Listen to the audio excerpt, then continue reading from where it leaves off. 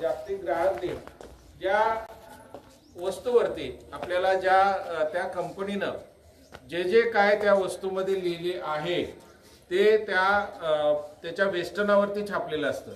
मग त्याच्यावरती काही मानांकन असतात बघा, ISI, बिस्किट पुडा, ॲगमार्क, असे जे मार्ग त्याचे जे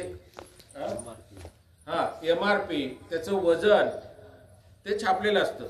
आणि जर त्या वस्तूवरती जर समजा 30 ग्रॅम लिहिले असेल आणि आपण प्रत्यक्ष वजन करून बघितलं तर ते 25 ग्रॅम भरत असेल, तर आपल्याला त्या वस्तूच्या निर्मात्या म्हणजे त्या कंपनी विरोधात ग्राहक न्यायालयामध्ये केस करता येईल। आणि त्याचा जर निकाल लागला तर आपल्याला आपण ती वस्तू किती महिन्यापासून वापरतो, किती वर्षापासून वापरलो, तर त्याचा नुकसान भरपाई, कोर्टाचा खर्च, एवढं सगळं त्या कंपनीला द्यावं लागतं। फसवणूक केल्याबद्दलचा गुन्हा त्या कंपनीवरती दाखल केला जातो।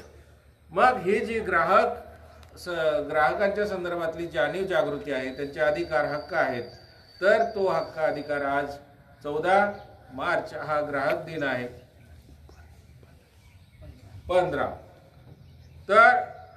15 मार्च या ग्राहक दिनी आपण जागतिक ग्राहक दिन म्हणून हा दिन साजरा करतो। प्रत्येकाला आपल्या या वस्तूबद्दलची विश्वासार्हता त्यांनी सांगितल्याप्रमाणे आहे की नाही खात्री करून घेणं, आणि तसं जर नाही आढळलं तर आपल्याला कोर्टात न्याय मागता येतो, त्या विरोधात केस दाखल करता येते। तर असा हा आज ग्राहक दिन आहे। ग्राहक दिनानिमित्त तुम्हा सर्वांना माझ्याकडून विद्यालयाकडून हार्दिक शुभेच्छा। सांस्कृतिक विभागानं मला बोलण्याची संधी दिली त्याबद्दल त्या विभागाचे माळे सर यांचे धन्यवाद, पटकर मॅडम यांचे धन्यवाद, तुम्ही ऐकून घेतलात त्याबद्दल तुम्हाला